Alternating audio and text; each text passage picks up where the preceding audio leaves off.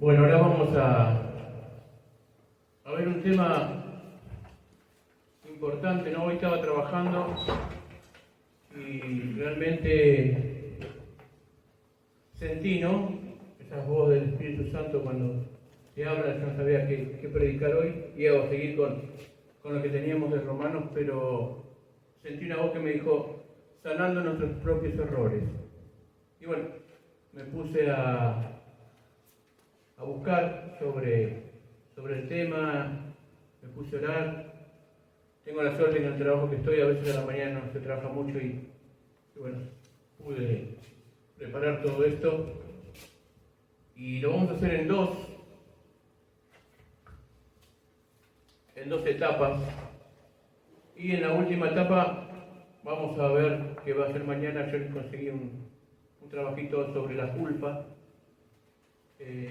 Lo vamos a trabajar el culto que viene. Amén. Así que hoy vamos a ver algunas introducciones y ver un poco, introducirnos, no sé si 2 o 3 charlas, pero 2 mínimas, de este tema que es fundamental, ¿no? Muchas iglesias lo llaman sanidad interior, sanando los errores, sanando las cosas que tenemos. Es como un estudio, ¿no? Cristo para todas las naciones, lo hace el doctor Luis Missouri, y doctor en teología, no es doctor es un buen material cristiano que después lo vamos a fotocopiar, y no hice a tiempo, y por eso que no lo quiero dar, pero bueno, lo vamos a fotocopiar y te lo voy a dar en mano para que te lleve un poco este estudio, porque realmente son cosas fundamentales para el desarrollo cristiano. Hoy vamos a hablar un poco sobre este tema y tal vez no digamos tantos versículos bíblicos como siempre, pero basados en textos bíblicos y basados en los fundamentos de la Biblia, vamos a tocar estos temas. No nos vamos a basar sobre fundamentos psicológicos, sino vamos a usar fundamentos bíblicos. ¿Por qué no fundamentos psicológicos? Bueno, porque estuve buscando también sobre psicología. El problema es que la psicología no reconoce el espíritu. Y cuando habla sobre reconocer las fallas propias, vemos que hay un artículo que saqué que tiene 10 ítems. Empieza diciendo: marcate metas objetivamente alcanzables que incluyan la posibilidad de fallar o errar. Y ya cuando empecé con esas, dije, el cristiano no se capacita para fallar y errar. El errar en el cristiano es una consecuencia de nuestra debilidad, pero no una excusa. Nosotros no nos basamos fundamentalmente en la autosuperación, o no creemos mucho en la autoestima, porque reconocen al yo sobre todas las cosas. Y nosotros no somos de los que pensamos que el yo es el centro del ser y que el incremento del yo hace que uno sea mejor persona. Por lo contrario, nosotros debemos morir al yo para que Cristo habite en nosotros. Ese fundamento que parece sencillo es un fundamento muy grande y mucha diferencia entre doctrina cristiana y doctrina de psicología. Por eso que es medio imposible hablar de psicólogos cristianos, porque un psicólogo va a tratar tu yo, y un cristiano trata que tu yo muera para que Cristo habite en medio de tu corazón. Son fundamentos muy fuertes, no sé si me alcanzo a expresar. Entonces, sanando nuestros propios errores, lo primero que debemos hacer para sanar nuestros propios errores sería, ¿qué cosa para ustedes? Reconocerlos. Reconocerlo. Confesarlo. Vamos a hablar entre todos y vamos a hablar. Creo que por ahí pasa primero, ¿no? Todo cristiano lo primero que tiene que hacer es orar. Para cualquier cosa. Para cualquier cosa, aunque uno tenga ¿no? Los otros ítems que dijeron, sí, los vamos a ver que forman parte del estudio. Pero lo primero que debemos hacer, si queremos encaminar nuestra vida en Dios, es orar. Para cualquier cosa. En este caso vamos a hablar de sanando nuestros propios errores. ¿Y por qué sanando nuestros propios errores? Porque esos traen heridas. Heridas en nuestro corazón, heridas en nuestra alma. Y producen heridas en los demás. Una persona que hiere no es una persona que está llena del amor de Dios. Y si no está llena del amor de Dios, está llena del amor del diablo, que no es amor. ¿Me entiende? La palabra amor la usa el enemigo también, para decirle amor a otra cosa. El amor todo lo puede, todo lo crea, todo lo espera, todo lo soporta. El amor no es jactancioso, no se envanece, no hace nada por sí mismo, dice el libro de Corintios.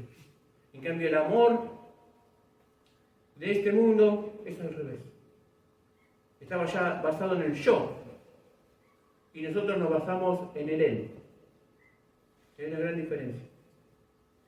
Entonces, puse 7 puntos para sanar nuestros errores.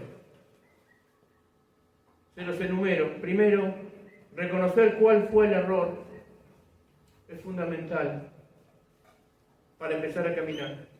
Arrepentirse y dejar de hacerlo es el segundo punto. Gracias. El tercer punto, restituir el daño hecho a mi ser y al que dañé. Este es uno de los puntos centrales en donde vamos a hablar. La restitución a mi ser es tan importante como la restitución al que dañé. Porque le vuelvo a repetir, un corazón roto y enfermo no puede albergar el amor de Dios. Solo albergará ira, enojo, frustración, y no podrá sanarse ni podrá sanar a otro. El cuarto punto, soportar la siembra de mis errores. El quinto punto, aprender la enseñanza que produjo en mí todo este proceso. El sexto, volver a sembrar en mi vida de una manera correcta. Y el último punto, el séptimo, agradecer a Dios por su misericordia, paciencia y amor hacia mí. Entonces creo fundamentalmente que se empieza con Dios y se termina con Dios. Siempre que estemos poniendo a Dios en medio, empezamos con una oración, terminamos con una oración. Porque nosotros nada somos. Somos seres imperfectos, llenos del Espíritu Santo, y es lo único que nos permite entender y comprender las cosas. Reconocer cuál fue el error que me produjo en mí heridas, que me produce culpa, es algo complicado. Vamos a leer unos proverbios en donde hay mucha sabiduría en ellos. Proverbios 19, 3 dice: la insensatez del hombre pervierte su camino y su corazón se irrita contra el Señor. ¿Se lo vuelvo a leer? La insensatez del hombre pervierte su camino y su corazón se irrita contra Dios. Cuando uno tiene insensatez, el camino del hombre se pervierte. ¿Por qué se pervierte? Porque Jesús dijo: yo soy el camino, la verdad y la vida. No hay otro camino que seguir que la voluntad de Dios. Me olvidé decirles que sobre todos estos puntos hay una palabra que es común denominador a todos los puntos, que es obediencia. Sin obediencia no podemos empezar el camino de Dios. No podemos torcer los mandamientos de Dios. Si Dios me dice yo tengo que ir a la derecha, tengo que ir a la derecha. Y debo demostrarle a Dios y a la gente que estoy yendo a la derecha. Si soy una persona que me irrito es porque no estoy haciendo lo que dice mi boca. Porque cuando mi boca se alinea con mis hechos hay paz. Cuando no hay paz, cuando hay gritos, insultos, porque mi corazón, mi boca y mis pensamientos no están alineados. Y producen ira. La ira de no poder resolver el punto, el tema, el error. La ira es la consecuencia o la frustración en las emociones de no poder resolverlo. Produce ira. La ira se manifiesta con palabras o con golpes. Con gritos, ¿no? Palabras con gritos o con golpes. Es lo mismo hablar mal que pegar. Por eso que la insensatez del hombre pervierte el camino y su corazón se irrita contra el Señor.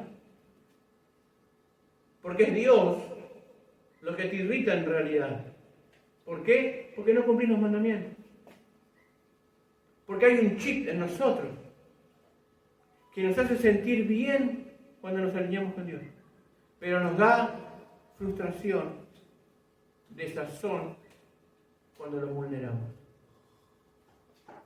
A nadie le gusta aceptar sus debilidades. A nadie. Nadie quiere decir yo soy esta porquería. Póngale en porquería lo que usted. ¿Me entiende? Porque no venimos a juzgar a nadie, sino venimos a que aprenda pasos para que usted pueda salir de ahí. Porque si usted no sale de estos pasos, usted va camino cada vez más abajo y cada vez más cerca a circunstancias muy feas que luego las vamos a tratar de explicar. A nadie le gusta aceptar sus debilidades. Entonces, si empezamos a juntar las cosas, empiezo a orar a Dios porque veo que tengo un problema. ¿Sí? Cuando reconozco ese problema, reconozco que ese problema trae trastornos a mi conducta. Por lo tanto, mi conducta me está metiendo en lugares malos. ¿Me sigue? Bien.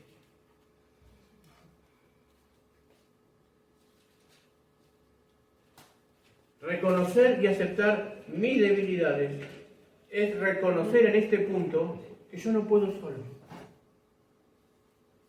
El otro día estaba escuchando al presidente de El Salvador, ¿no?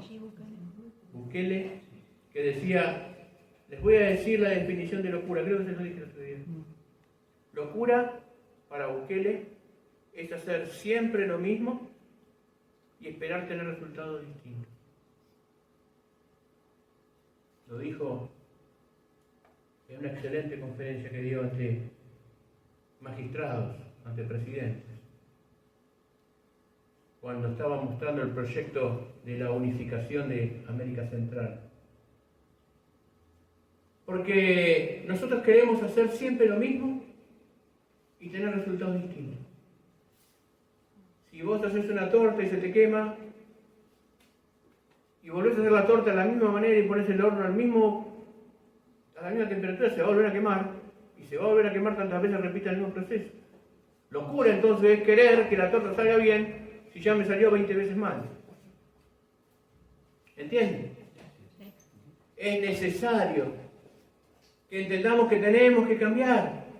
No solo nosotros, sino los procedimientos para alcanzar mejores resultados. Si yo siempre hago lo mismo, voy a caer en los mismos errores y voy a tener las mismas consecuencias.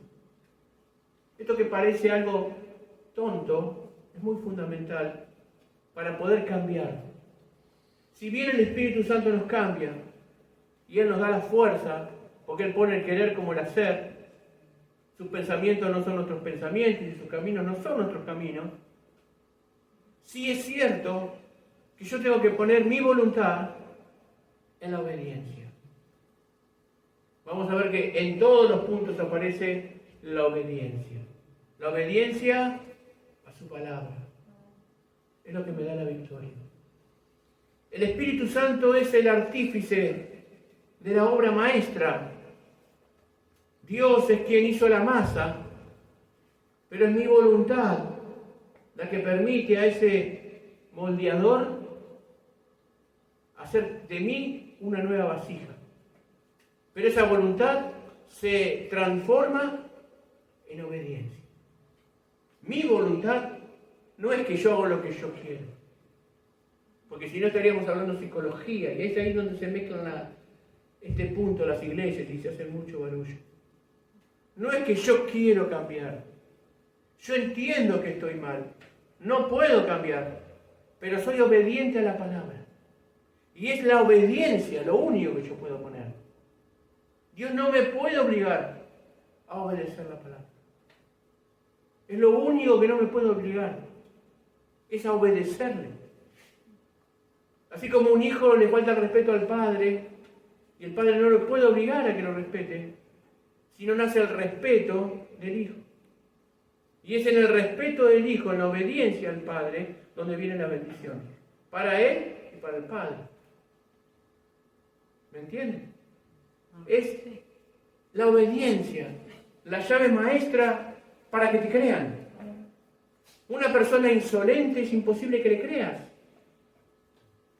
Se necesita obediencia para empezar a creer. Sin obediencia, el Padre no nos toma en cuenta. El que me ama, hace mis mandamientos. Y usted lo va a ver en toda la Biblia, no solamente en el Nuevo Testamento, sino en el Antiguo. En el Antiguo, no transgredan los linderos antiguos, los senderos antiguos, las leyes. No las transgredan. Luego dice Moisés, pongo dos caminos, la obediencia y la desobediencia. Detrás de la incapacidad de reconocer un error hay orgullo y mucha dureza de corazón que inevitablemente llevarán a la caída. Dice Proverbios 16, 18, delante de la destrucción va el orgullo y delante de la caída el arrogante espíritu. Como ven, lo que les estoy diciendo es bíblico. Toco el tema desde el punto de vista bíblico. La psicología es la psicología. Es la ciencia del hombre para querer reemplazar la palabra de Dios. Aunque nos duela reconocer esto. Les lo digo porque yo he estudiado mucho. Soy casi psicólogo social. Y he estudiado también en la facultad de psicología. Porque pensaba que era la solución. Pero cuando me di cuenta de que primero la psicología no reconoce el espíritu, por lo tanto no puede dar soluciones cuando no hay espíritu, y nosotros somos un espíritu vivificado por Cristo. Y cuando no reconoce que el morir a mi yo es la victoria del ser humano y no la exaltación del mismo, me di cuenta que aunque suenen muy bonitas muchas prédicas, aunque muchos pastores lo utilicen, estoy viendo cómo se introducen zorras, como dice la Escritura, las pequeñas zorras que corrompen el viñedo, que no son fáciles de detectar, porque una zorra no come un viñedo en un día. Calculen hectáreas de uvas, una zorra, pero esa zorra va corrompiendo las uvas, haciendo que ese vino luego salga mal. Porque empieza a haber fruta podrida dentro de las frutas sanas. Todos los caminos del hombre son limpios ante sus propios ojos, pero el Señor sondea los espíritus. Proverbios 16:2. Debo entender que mi propia justificación, si no se encuadran los preceptos de la palabra de Dios, son equivocados. Por más que quieras engañar a todos con tus propias justificaciones, nunca podrás engañar al Señor. Y el Señor demanda en este punto también obediencia a su palabra. Si no honras al padre y a la madre, no podrás tener nunca una bendición de Dios. Si no honras a tu jefe, nunca tendrás una bendición de Dios. Si no honras, nunca te van a honrar. Cuando entendemos los principios de la vida, que están escondidos en la Escritura, nuestra vida tiene que cambiar. Pero si yo no me pongo la palabra obediencia en medio de mi mente, jamás cambiaré. Podré fingir, podré actuar. Hipócritas, le dijo Jesús. La palabra hipócritas viene de Hipócrates, que era el creador del teatro griego. En ese contexto donde Hipócrates era un actor, Jesús le dice, ustedes son actores. Luego la palabra hipócrita se usa como mentiroso, pero pierde la esencia. En el griego, la palabra hipócrita es actor. Y Jesús, cuando los vio a los fariseos, les dijo, ustedes son los actores bárbaros, porque parecen que son religiosos, pero su corazón está lleno de inmundicia. Son como sepulcros blanqueados, por fuera hermoso, pero por dentro lleno de mugre, lleno de muerte. Entonces, el primer punto, por eso que lo vamos a hacer en 2 partes, porque son 7, calculen que no vamos a poder llegar a todo, pero vengan a la próxima, porque así terminamos la conclusión y les entrego el material y les va a servir a ustedes como un manual, una guía para hacer sanidad interior. Porque la sanidad interior tiene 2 fases. La que uno hace, y si no consigo llegar a ciertas capas inferiores que no puedo superar, necesito la administración de los pastores. Pero mucha gente a veces haciendo ciertos tips consigue sanar su interior, porque no siempre las sanidades interiores están aferradas a demonios. ¿Amén? A veces son traumas que obedeciendo la palabra, orando y haciendo que mi vida salga de lo chueco, como dice la Escritura, ¿no? Que lo cojo vuelva al camino, se da cuenta que cuando usted sabe la palabra, todo se va acoplando para que usted cambie la vida. Reconocer cuál fue el error después de haber orado es un punto importante. Vamos a poner un ejemplo sencillo para que nadie se sienta tocado, ¿no? Supongamos que la persona esta tiene adicción al juego. No puede parar de jugar y se gasta todo su dinero. Un ejemplo. Lo primero que tiene que hacer es orar a Dios porque ve que se está empobreciendo. Está empobreciendo a su familia porque no puede parar de jugar. Lo segundo que tiene que hacer entonces es reconocer. Tengo un defecto. No puedo parar. Necesito ayuda. Y es ahí donde su primer ayudador será Jesús, a través del Espíritu Santo. Y Él lo guiará a la casa de Dios. Y los pastores, si son entendidos, si tienen discernimiento de espíritu, si son gente de oración, podrán discernir lo que a usted le pasa. Porque ser pastor no es tener una iglesia, es tener un llamamiento y tener un bagaje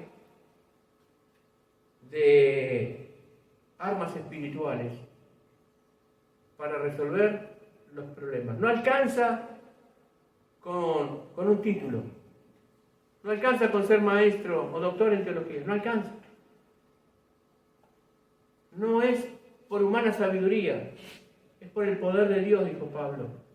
El Evangelio es poder de Dios. La palabra me enseña, pero sin el poder de Dios. ¿Me sigue? El punto 2 era arrepentirse y dejar de hacerlo. El punto 1 dice, a mí qué me pasa. Ahora el punto 2 ya exige de mí un cambio de actitud. ¿Por qué? Porque me debo arrepentir y dejar de hacerlo. Dice el Proverbio 19:20, escuchar el consejo y aceptar lo correcto, escucha el consejo y acepta lo correcto para que seas sabio el resto de tus días. Escucha el consejo y acepta lo correcto para que seas sabio el resto de tus días. Otra vez acá aparece la palabra obediencia. ¿Por qué? Porque para reconocer lo que es correcto, tengo que saber qué es lo incorrecto. Y lo correcto es la palabra de Dios. Si no estoy en la palabra de Dios, estoy en lo incorrecto. Y si estoy en lo incorrecto, va a ser sabio que escuche la palabra de Dios. Porque ningún desobediente entrará al reino de Dios. Si soy cristiano, ya no tengo por qué tratar de ocultar mis errores. Y este es un punto importante. Quien se llame cristiano es porque ha pasado por el proceso de arrepentimiento. Ahora voy a explicar lo que es arrepentimiento, pero empecé al revés porque es necesario entender estos procesos. Si soy cristiano, ya no tengo por qué tratar de ocultar mi error. Si sigo poniendo máscaras, nunca voy a sanar. Si sigo siendo un actor, nunca voy a sanar. Cada día seré un mejor actor. Y cada día estaré más lejos de la verdadera. Cada día mentiré mejor. Porque un actor es un mentiroso profesional.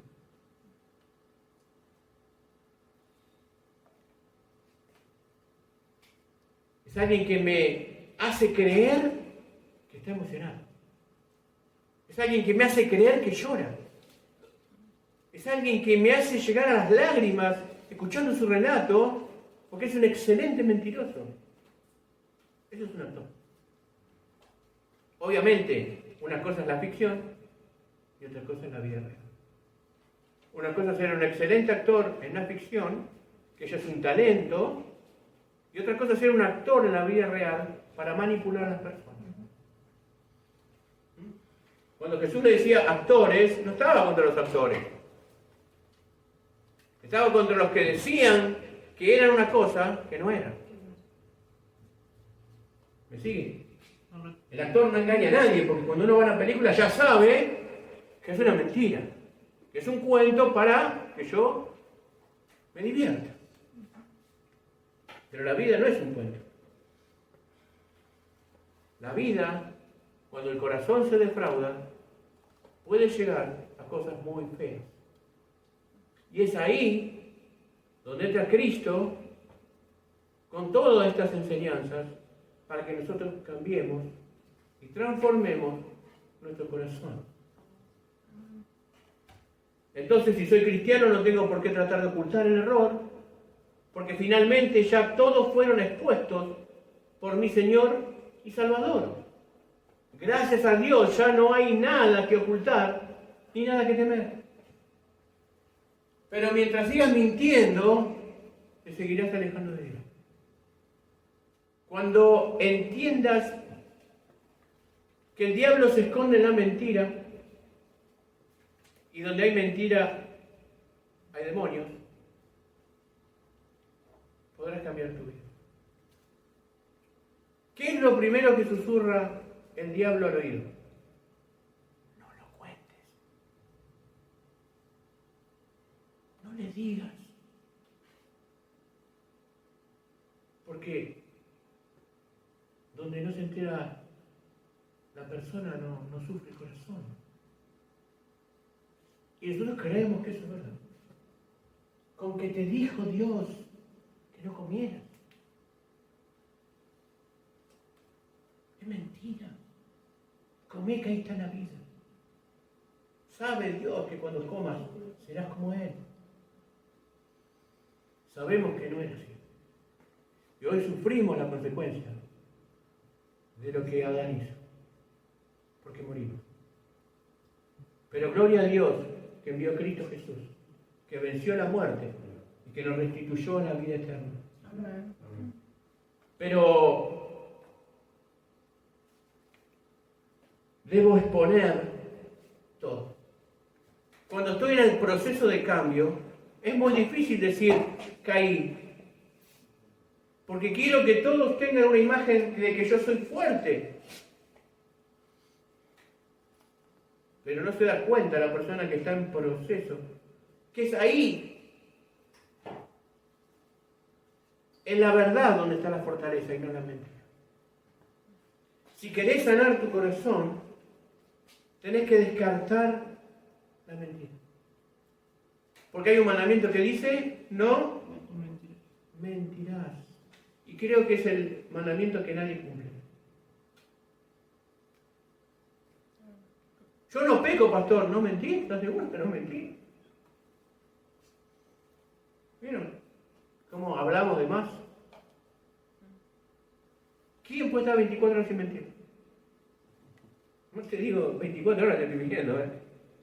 ¿Vieron la película esa, Mentiroso, Mentiroso, que no podía, un día no pudo estar ni mentir? Porque nuestra vida está basada en mentiras. Decile que, dice el jefe, decile que no estoy. ¿Y qué hacer en esa situación? Dice el jefe que no está, como el chavo, no. Te van a echar. Te van a echar. Pero si Dios ve tu obediencia, vas a conseguir un trabajo mejor. Amén.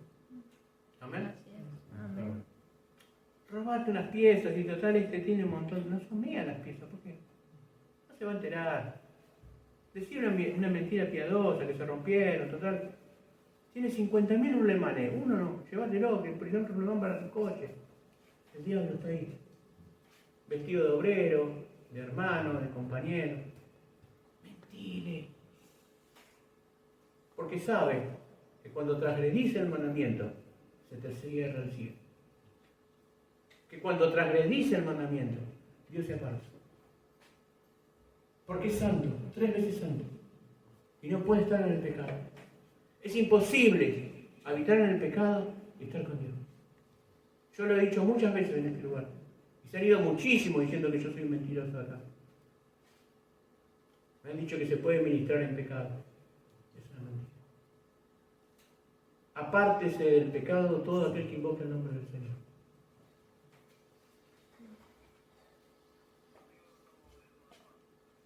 Arrepentirse. Cambiar de dirección. Y hay 2 direcciones posibles. El camino del pecado, que es la desobediencia, y el camino de la obediencia, que es el correcto. Otra vez la palabra. En arrepentimiento, la palabra obediencia. Arrepentirse es cambiar de dirección. ¿Y la dirección es Cristo? ¿O la dirección es Satanás? No hay otra. Para Dios es blanco o negro. El gris se inventó Satanás. Porque mientras sos gris, no sos ni blanco ni negro, pero como no sos blanco, sos negro. Para Dios.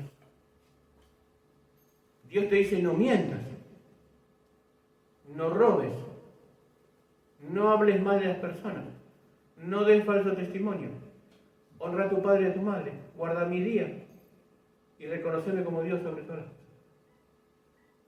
Eso es el estándar del arrepentimiento.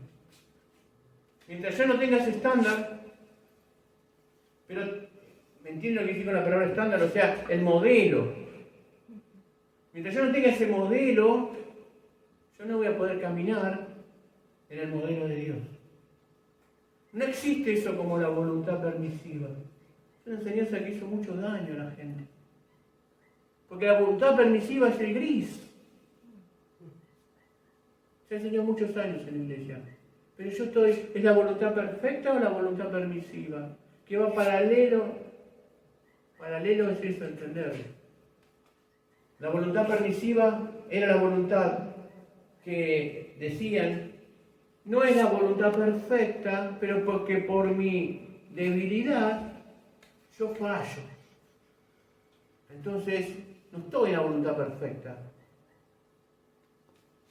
No hay un solo versículo que hable sobre la voluntad permisiva.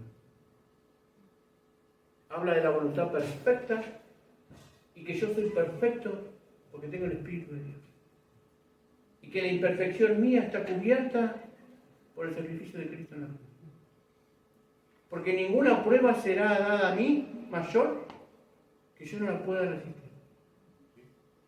Ninguna tentación, dice la Escritura, ¿no? Amén. Que no puede venir a mí una vez que estoy renacido. Dios no permitirá que una tentación me tumbe. Si me tumba es porque yo no me aferré a la palabra. ¿Por qué? Y porque no tenía una vida de oración, porque no tenía una congregación, porque no tenía un pastor, porque no tenía tiempo de meditación, porque no hacía devocionales. Es así. Acá no hay nada gratis. Le costó la vida a Jesús. Le costó la vida a los apóstoles, a los mártires. Para que hoy estemos parados aquí. Este libro está escrito con sangre de miles de personas y de nuestro Señor Jesucristo. Para que cuando la acciones tengas libertad. Tengas el poder de decir al diablo, no. No quiero. No te voy a seguir. No voy a seguir en esos caminos. Y vuelvo a la definición de Uquel. No voy a hacer lo mismo porque voy a tener los mismos resultados. No, pero ahora estoy fuerte. No voy a hacer lo mismo. Lo que me tumbó una vez me va a tumbar 2 veces. Del pecado se corre. No se lo enfrenta. Es a lo único que a la Biblia me dice que yo no debo enfrentar. Al pecado y la tentación. De él me manda la Biblia una sola cosa. Huye. Y está el ejemplo de José. Huye del pecado. No juegues con el pecado. No coquetees con el pecado. Porque no tiene la fuerza tu carne de vencerlo. Te va a vencer. Entonces arrepentir es cambiar de dirección en la obediencia de Dios. Así como el pecado reinó para la muerte, así también la gracia reine por medio de la justicia para vida eterna mediante Jesucristo nuestro Señor. Romanos 5:21. Como vemos, lo que estoy enseñando es Biblia. Yo le dije que no iba a leer muchos versículos, pero bueno. Es imposible hablar en la iglesia de Dios sin mencionar su palabra. Es imposible separarme de la palabra, porque la palabra es Dios.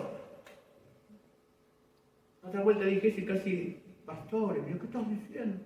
Que la palabra es Dios. ¿Cómo que estoy diciendo?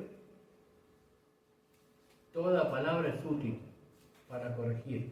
Toda palabra sale de la inspiración de Dios. Toda. No solamente Timoteo. Sofonías también es inspiración de Dios. Ageo es inspiración de Dios. La tercera carta de Juan es inspiración de Dios. El Génesis es inspiración de Dios. ¿Qué dice? Toda la escritura es inspirada por Dios, útil para enseñar, para redarguir, corregir y para instruir en justicia, a fin de que el hombre de Dios sea perfecto, enteramente preparado para toda buena obra. Amén. Enteramente capacitado para toda buena obra. La obra está en la obediencia a esa palabra. ¿Me sigue? Bien, el tercer punto y el último punto que vamos a ver hoy. Me da 5 minutos más. Y es restituir. Restituir el daño hecho a mi ser y restituir al que dañé. Y acá hay algo muy importante que quiero que veamos. La palabra restituir es un verbo. Y un verbo transitivo. Un verbo transitivo es un verbo que tiene 2 opciones. ¿Sí? En mí y en el otro. Yo lo aprendí hoy. Porque lo busqué en gramática. Pero es importante saber gramática. porque la gramática me determina, y a veces uno dice restituir, si yo ya sé que es un verbo transitivo, ya sé que voy a restituir o a tener dos opciones, no una. Si no sería intransitivo. Cuando uno aprende cómo son los idiomas, con el solo hecho de mirar los verbos, y con el solo saber si está en presente, futuro, en pasado, sabe que esa oración tiene una connotación presente, pasado, futuro. Si tiene un verbo transitivo, que esa escritura tiene dos interpretaciones o para dos cosas importantes. Restituir, entonces, primero, es restablecer o poner algo en el estado que antes tenía. Es volver algo a quien antes lo tenía. Eso es restituir. Si te robé una máquina de cortar pelo, te tengo que restituir con una máquina de cortar pelo. Antiguamente era con dos. Y si no tenía, iba como esclavo. Esa era la ley de Dios. Por eso viste que leen en los relatos bíblicos, y lo vinieron, lo buscaron los acreedores y lo llevaron preso, lo llevaron de esclavo. ¿Por qué? Porque se había metido una deuda, no pagó, no pudo restituir, esclavo de por vida. Hoy no pasa eso, porque estarían todos esclavos, pero bueno. La esclavitud pasa por otro lado en nuestra sociedad actual. Ahora, la restitución tiene un doble carácter espiritual.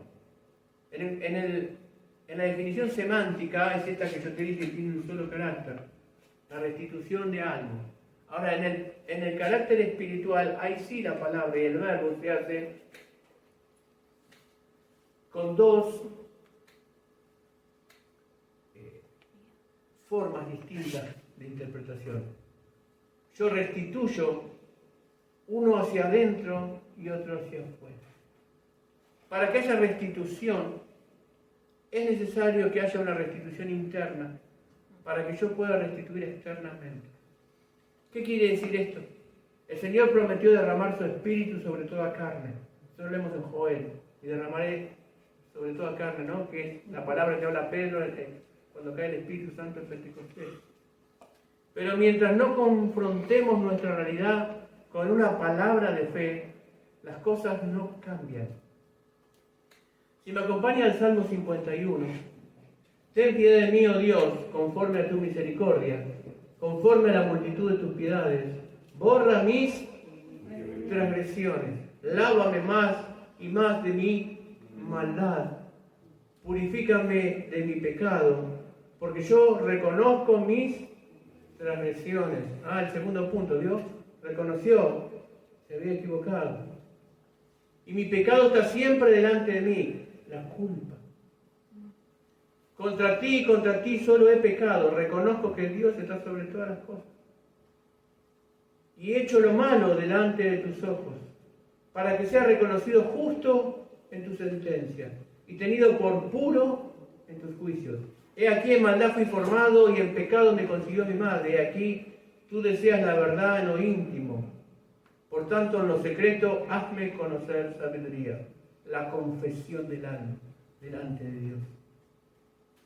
Purifícame, Señor, con hisopo y seré limpio. Lávame y quedaré más blanco que la nieve. Hazme oír gozo y alegría y regocíjame los huesos que abatiste. Aparta tu rostro de mis pecados y borra mis rebeliones. Oh Dios, crea en mí un corazón limpio. Renueva un espíritu recto dentro de mí. No me eches de tu presencia, Señor, ni quites de mí tu Espíritu Santo. Restitúyeme el gozo de tu salvación y un espíritu noble me sustente. Así enseñaré a los transgresores.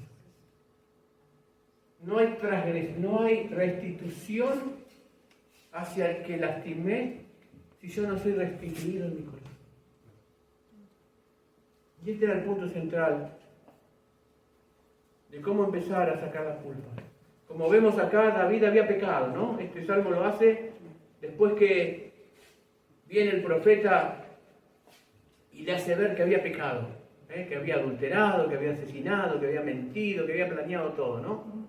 Viene el profeta Natán, que inventa ese cuento de la ovejita, y le cae la culpa, porque la culpa es como un grano a punto de estallar.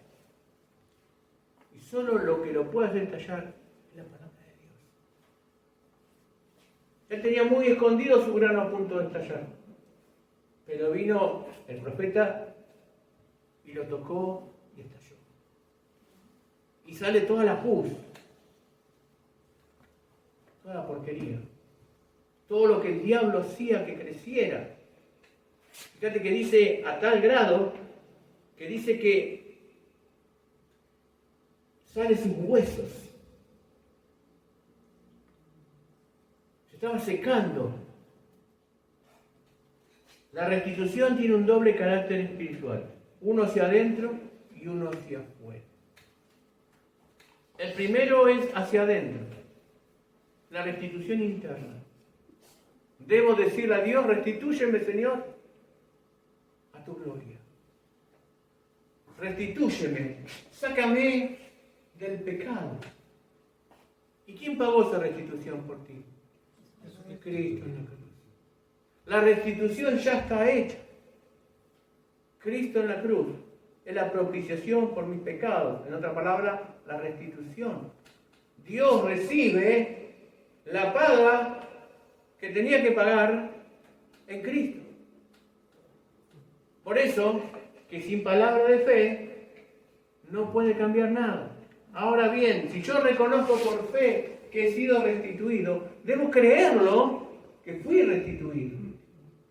Que Dios me perdonó el pecado, pero esa limpieza tiene que estar en mi corazón a grado tal que pueda decir, como dice acá, restituye el gozo de tu salvación y un espíritu noble me sustente.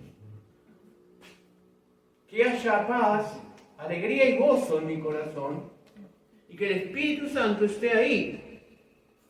Ahora, hacia afuera, uno tiene la capacidad de restituir cuando Dios nos restituyó. El permiso a una nueva oportunidad. Cuando yo entiendo, por eso el Salmo 51 es todo esto que le estoy diciendo. Y esto lo escribí al revés. Lo escribí y luego Dios me mostró el Salmo. Para mostrarme que Él discierne las cosas, ¿no? Y que ya están escritas. No lo escribí en base al Salmo. Lo escribí por lo que iba sintiendo y luego Dios me manda el Salmo. Y me muestra que por más que nosotros pensemos que hicimos un gran sermón, ya estaba escrito hace 3000 años. Ese es el Espíritu Santo. Para que siempre la gloria sea Él. Entonces vemos que este hombre lleno de culpa, una vez que recibe, dice, ahora sí puedo restituir los demás.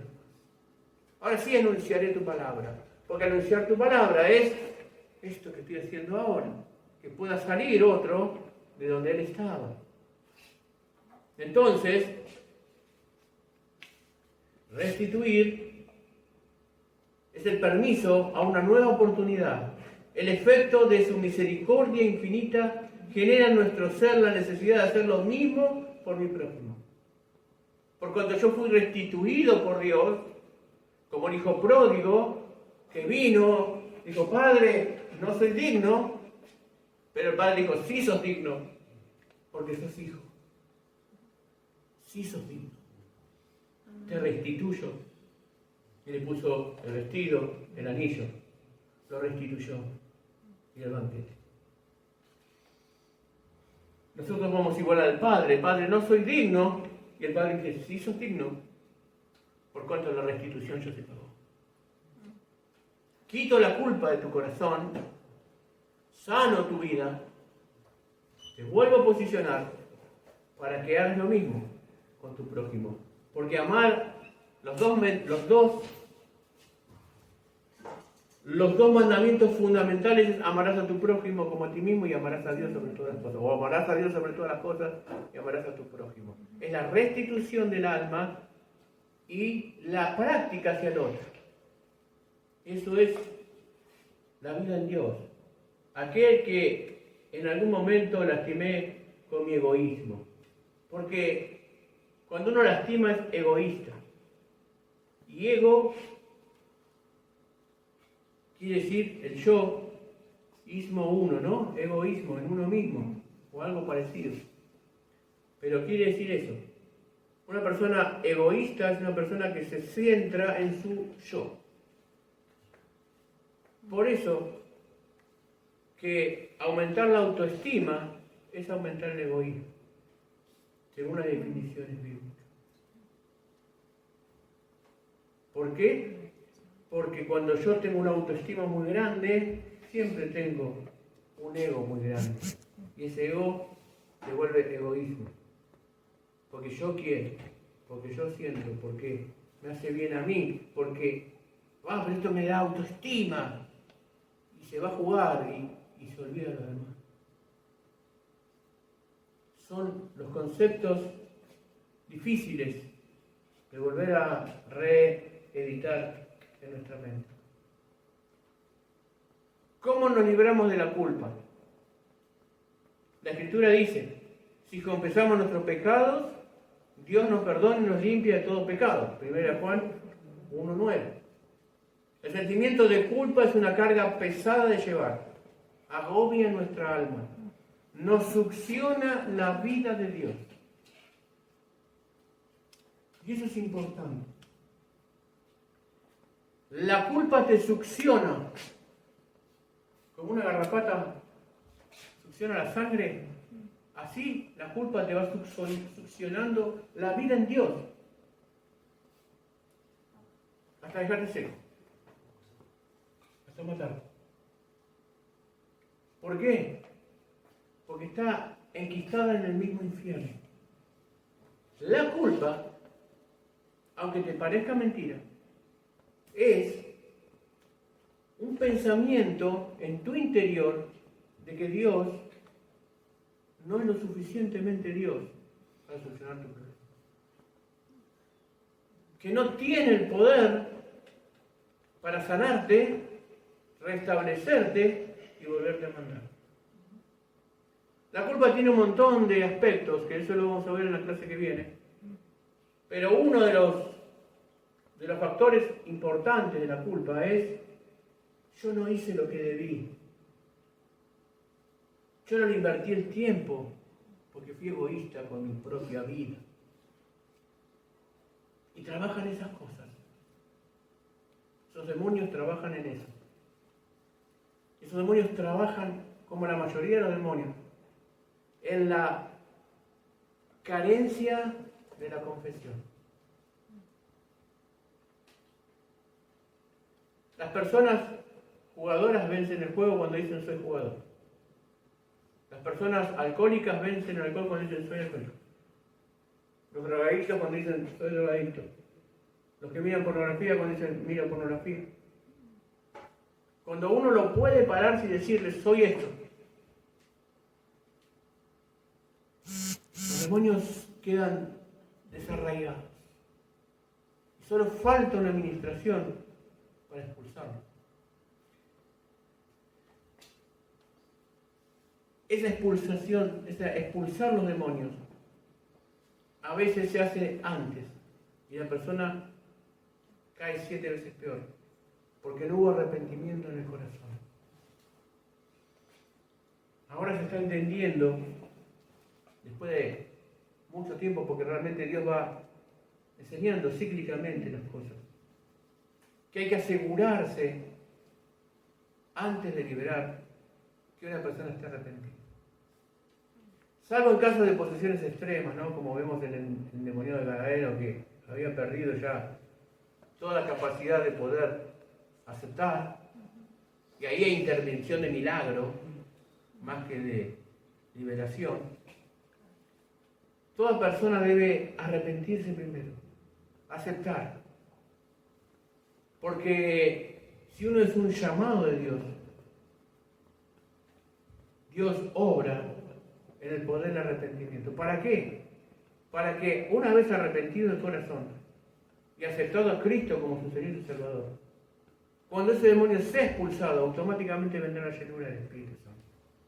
Pero una persona que no acepta a Cristo como su Señor y Salvador y se lo quiere liberar, tal vez el demonio se vaya por la autoridad del que lo está liberando, pero no tiene autoridad moral, luego la persona, para mantener esa libertad, y se cumple la Escritura, que el demonio ve la casa limpia, ordenada, pero sin dueño. Y como no tiene dueño, va y busca 7 y se mete en esa casa, que está ordenada, pero no con dueño. El dueño es Satanás o el Espíritu Santo. Es un error que se ha hecho mucho en liberación y en sanidad interior. Para terminar, el sentimiento de culpa entonces es una carga pesada y nos succiona la vida de Dios. Afortunadamente Cristo nos dio una forma de escapar de la culpa y es a través de la confesión. Usted puede confesarse con Dios, fundamental, o con una persona. La Iglesia Católica fundamentaba la confesión como sacramento, pero sus confesionarios luego demostraron que una oración repetitiva no sanaba. Y por más que confesaban, no podían alcanzar la sanidad del alma. La culpa tiene 3 grados. 3 grados. La culpa, como culpa en sí, es imputación a alguien de una determinada acción como consecuencia de una conducta. Usted es culpable porque atropelló un perro y tiene que retribuir al dueño porque lo mató. Esa es la culpa de definición. Usted hizo algo que transgredió una ley y tiene que pagar. Ahora la culpa, cuando sale del plano legal, se vuelve emocional. Y es ahí donde nosotros estamos hablando sobre la culpa emocional y no sobre la culpa del sentimiento que produce transgredir una ley. Uy, estoy culpable porque pasó el semáforo en rojo. Eso no repercute en mis emociones porque es una ley, es algo semántico, algo de palabra. El problema es cuando hay culpa emocional. ¿Y qué es la culpa emocional? Nos hace sentir mal. Ustedes pasan un semáforo en rojo, le hacen la boleta, pero no se siente mal. Por ahí se siente mal por lo que tiene que pagar, pero no por la transgresión que hizo de transgredir la ley. La culpa emocional nos hace sentir mal y nos genera un afecto doloroso que surge de la conciencia, la cual ejerce un sentimiento de abatimiento por transgredir las leyes que Dios puso en mi ser. Cuando yo miento, produce en mí la mentira una transgresión interna. Me siento mal después que mentí. Y quiero pedir perdón, pero mentí. ¿Por qué mentí? Pero si Dios dijo que no mienta. Entonces estamos hablando de un cristiano. Un no cristiano no tiene la ley impresa en su corazón. ¿Por qué? Porque no se arrepintió por todo lo que le dije anteriormente. ¿Me entiendes? Entonces, esta culpa emocional a mí me hace sentir mal. Y este estado no se resuelve si no generamos un paso profundo de una confesión genuina. Si la culpa emocional no se resuelve, me va a generar una autoculpabilidad, que ese es un paso más elevado que la culpa emocional, que genera depresión, estrés, aislamiento social. Este paso ya es crítico, porque me encierro, porque me siento culpable. No puedo mirar a los ojos, no puedo hablar, me genera estrés, nervios, angustia, ansiedad. ¿Por qué? Porque no puedo resolverlo. Porque no me animo a confesarlo. Porque no me animo a encararlo. Porque no me animo a decírselo a Dios, mucho menos a las personas. Y este aislamiento social, si no se resuelve, termina en suicidio. El suicidio tiene dos facetas. El directo, que es matándome, o el indirecto, que es por medio de vicios autodestructivos, como el alcohol y la droga. Todo esto se puede generar a una persona por no resolver una culpa. Es apasionante este tema. Y el domingo que viene vamos a hablar y les voy a dar sobre la culpa en sí, ciertas cosas más desarrolladas y cómo salimos de ella a través de la Escritura de Dios. Sepan que todo lo que estamos diciendo es para conseguir una mejor calidad de vida. Necesitamos cristianos sanos. ¿Por qué? Porque la sanidad interior produce en nosotros un acercamiento más profundo y más puro ante Dios. Y genera una administración más poderosa. El diablo nos vence porque estamos llenos de cosas ocultas. Porque no podemos, porque la culpa nos invade. Porque no alcanzamos a entender la maravillosa arma que nos dio Jesucristo, que es el perdón, la confesión, el arrepentimiento. Cosas que uno tiene que hacer para que el Espíritu Santo entre en tu corazón. Podés ser ministrado por una persona que tenga muchos dones, pero solamente serán efímeros. Serán como algo que te pasó, pero luego se evaporará. Porque todo parte de adentro. Es la decisión de mi corazón de seguir a Dios. Y mientras no tenga esta decisión, nunca voy a cambiar yo, por lo tanto, mucho menos cambiará el tema. Y mucho menos podré cambiar otro. Así que bueno, espero que esta introducción a lo que va a ser el desarrollo de la culpa y cómo vencerla, el domingo que viene la podamos, Dios mediante, enseñar. Inviten a gente. Este es un ministerio que, bueno, tratamos de eso, de entender qué es la palabra de Dios. La palabra de Dios está para que seas sano, para que tengas vida y vida en abundancia. Y entenderla, sobre todas las cosas, es alcanzar la vida eterna.